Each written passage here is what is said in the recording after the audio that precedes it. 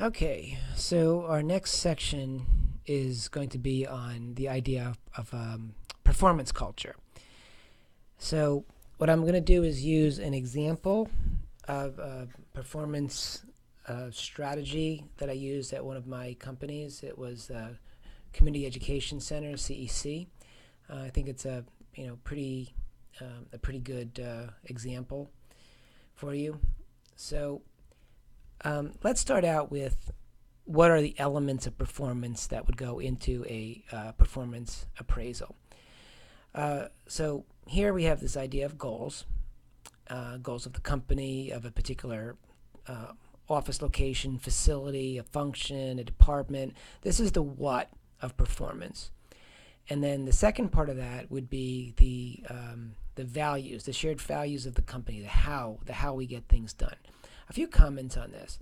So we just have gone through some conversations previously around innovation metrics, around strategic planning, around change plans. So those things have sort of set the overarching umbrella of performance management. And we looked at the risk factors and the ethics and the bias, this idea of values and how values can sort of help, how people think about themselves in terms of the ideal worldview, or some of the artifacts within a organization that telegraphs what it is that we believe are important. So all of those things trickle down into performance management, which is sort of the end point, the final tactic of a complete system of leadership and management. Unfortunately, very often performance appraisals are done in a vacuum and not connected to larger corporate processes like strategic planning.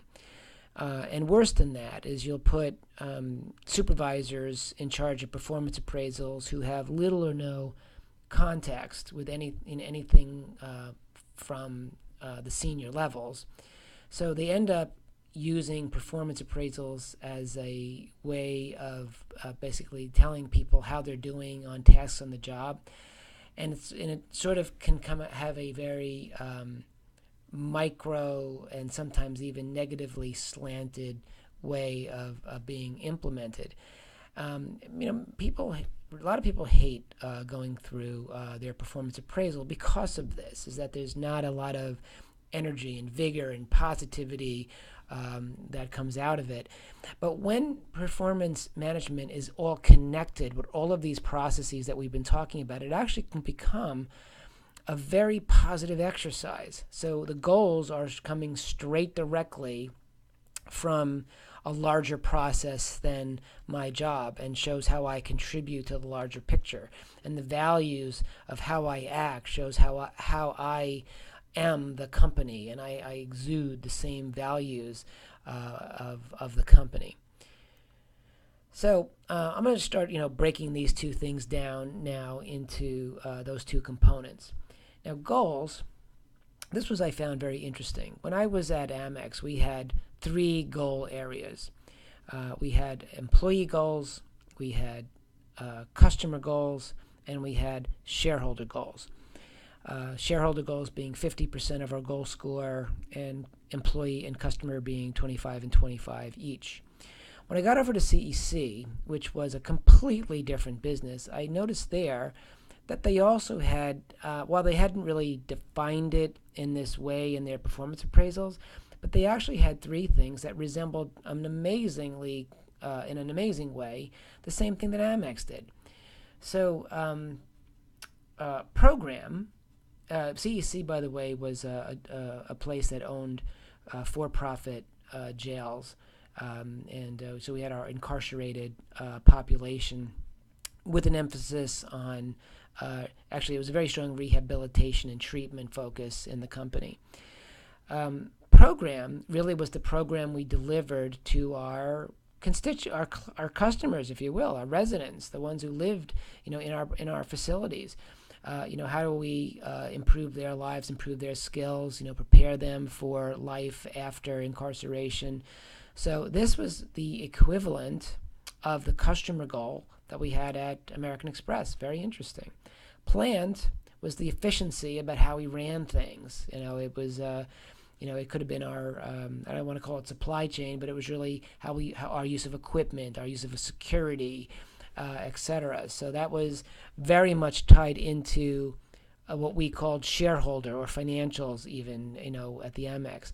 And personnel was really how we worked together, in teams to meet the missions and goals of the company, which was the same thing as the employee goal at American Express. So I found that very, very interesting that two very different companies, basically had a very similar approach to how they viewed goals and success. So when we're writing goals in these different areas, it's good to ask the right questions. So in this particular case, under program, is how are we performing against our audits? That's one thing. It's a heavily regulated industry, and we would have the Department of Corrections and the American Corrections Association constantly auditing our practices and processes.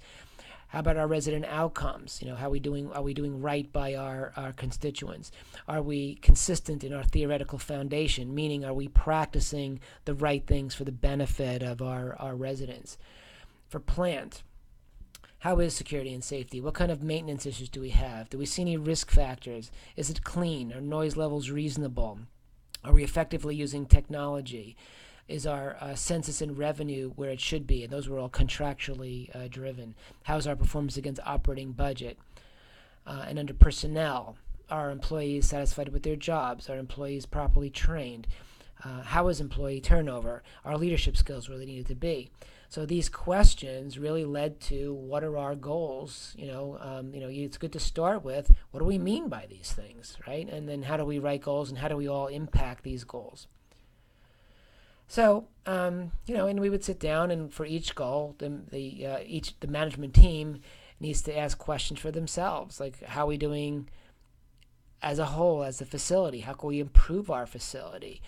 And as we say, as we come up with how to make improvements, those improvements become what our goals are going to be, and they're going to change, year to year. As you fix some things, you need to focus on other things. And goals obviously should be communicated to all levels in the organization. And, these things could be set at any level. They could be set at the facility level. They could be set at a functional level. Now, a few words on this. There are some companies and there are some places, and this is really a disaster, so I'll let you know this up front. There are some people who write performance appraisal structures based on job descriptions.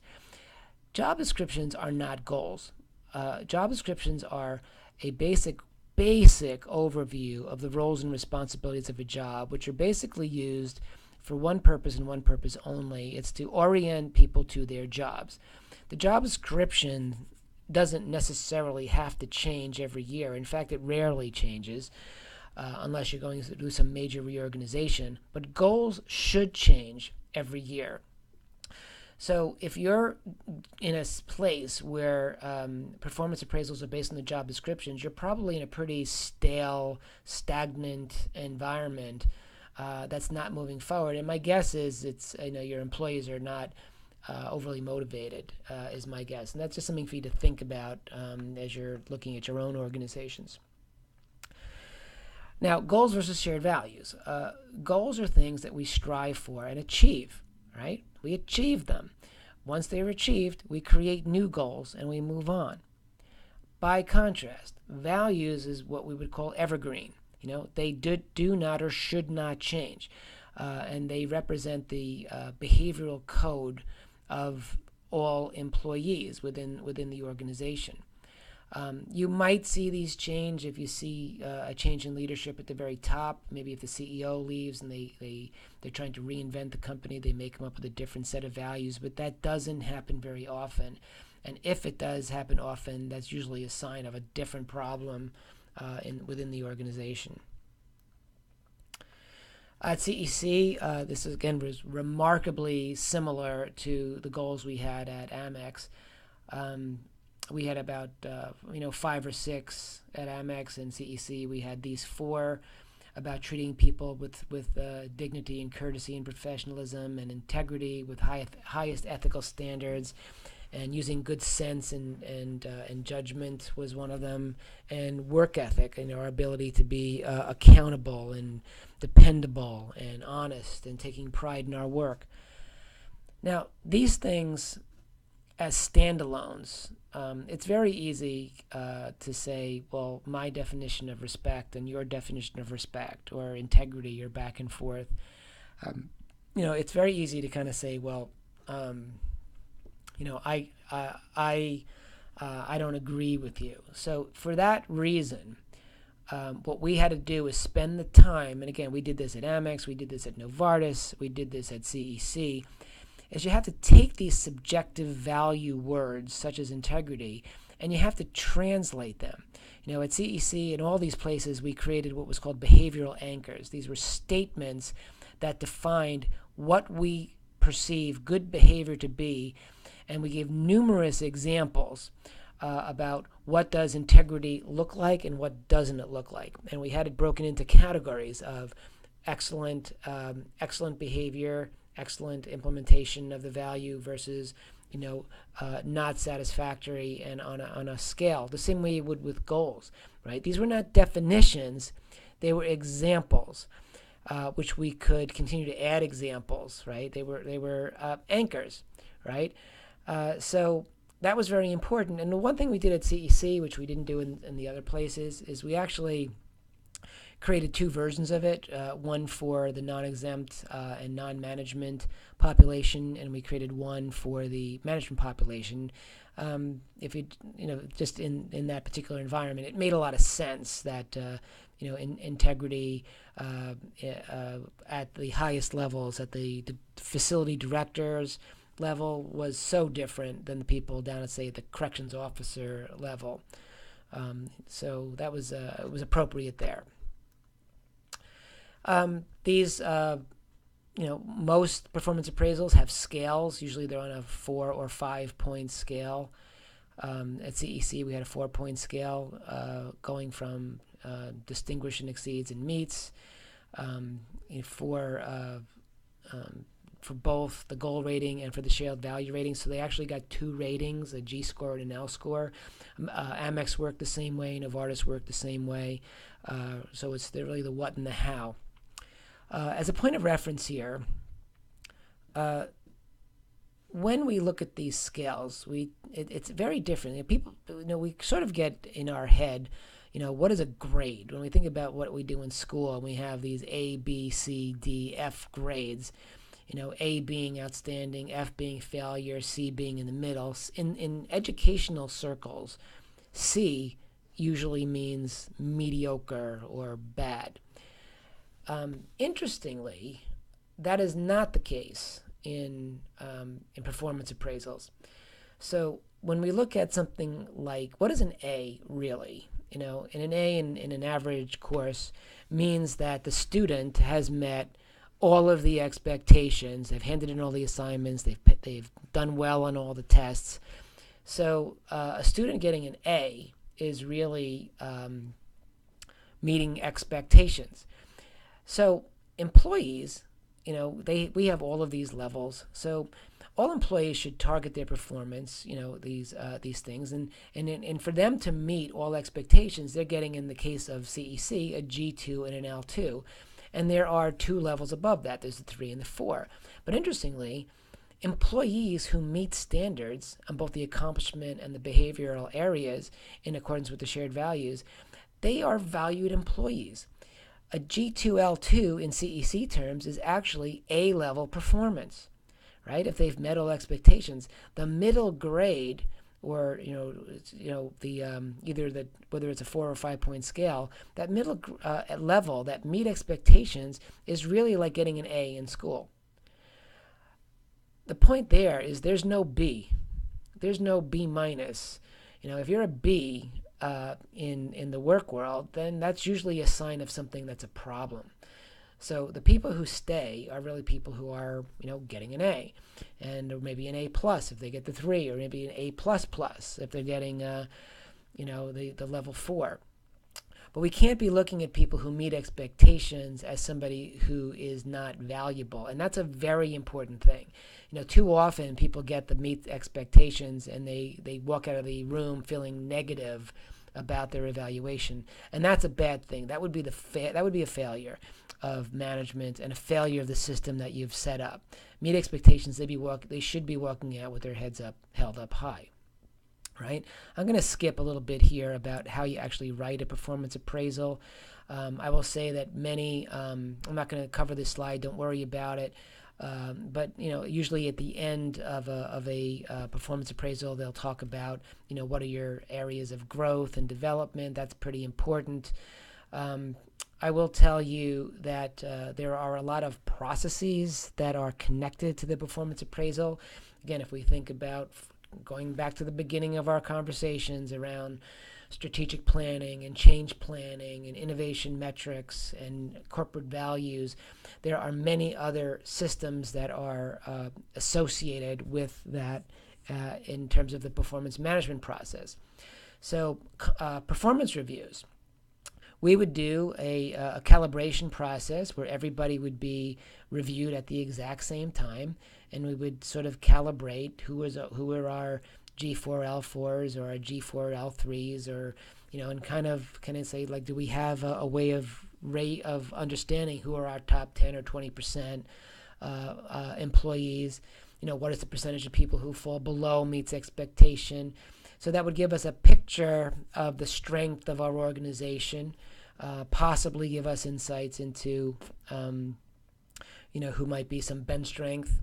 Very often, merit increases are tied to the review process. When you're doing everybody at the same time, it's much easier to divvy up the merit budget based on performance, because you could make real-time comparisons. Some organizations do a talent review, and we'll get into this a little bit in a later section. But the talent review is where we find out where are holes in the organization, or do we have the right succession plans in place? Do we know who our high potential people are? And then we have our learning and development aspects. So if we see a particularly glaring gap in skill levels in our talent review, that could translate into the kinds of learning and development activities that are required, throughout, say, the next year or two.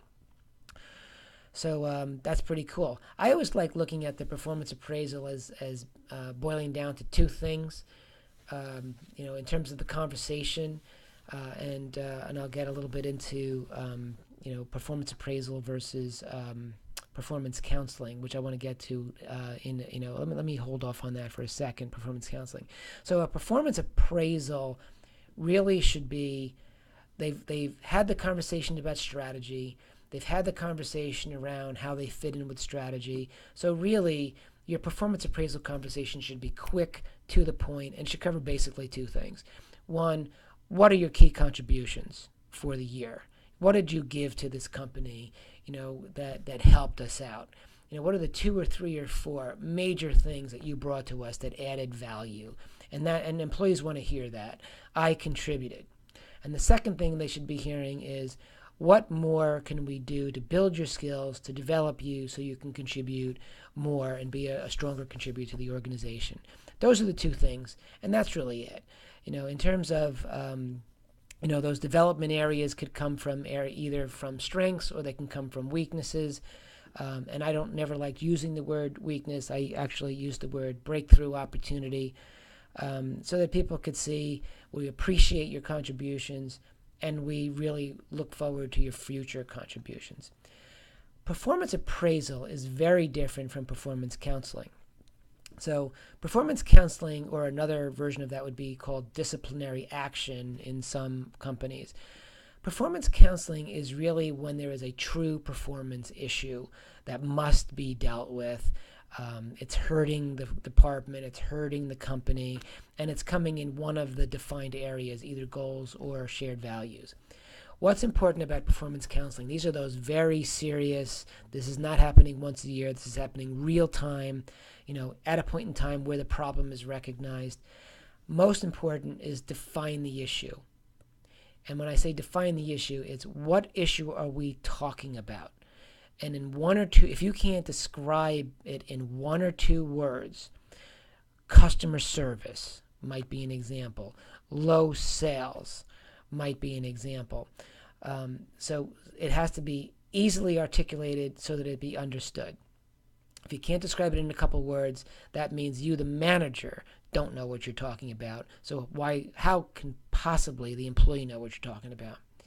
Step 2, in whatever the issue is that you're bringing up, remind them of the expectations and the requirements of the position. What is the standard of performance that you're looking for? Third, describe the actual performance. Using the exact same metric that you use to describe the requirements, use that to describe actual performance. And what that will do is it will create a gap. If the gap is big enough, you need to be able to explain the impact of performance, right? So because of this gap, let's say it's going to be low sales. Because of this gap, what could be happening is the department has not met its forecast, and it could mean that there's some implications down the road of losing its budget, losing its the ability to sell that product further. It could, at the highest levels, it could have something to do with stock price. Who knows what it is? But there's an implication. And if you can't describe that implication, if the gap is not a meaningful gap that's actually creating a problem, then why am I having this conversation? And then the last thing is, what are we going to do in the short term, if necessary, to improve this performance? Short term could mean, these things could be 90 days, it could be 30 days, it could be 2 weeks, depending on the issue. But you're giving the employee a chance to kind of fix the issue. And sometimes these are edged in as, some of you may have what they call a verbal warning, and maybe you have a written warning, and then you have a final warning. There's some kind of a process that you would go through. This is, but this is basically the structure of what that conversation is going to be. You must be clear, you must be to the point, and you can't cloud the issue you're talking about with other issues. You don't soften the blow by saying your sales are terrible, but boy, your phone voice is so beautiful. You don't want to confuse it. Deal with the issue head on, because this is about performance counseling and improvement. Again, some of you are going to call it disciplinary action. Basically, the process is pretty much the same. All right. Now, final comment on this.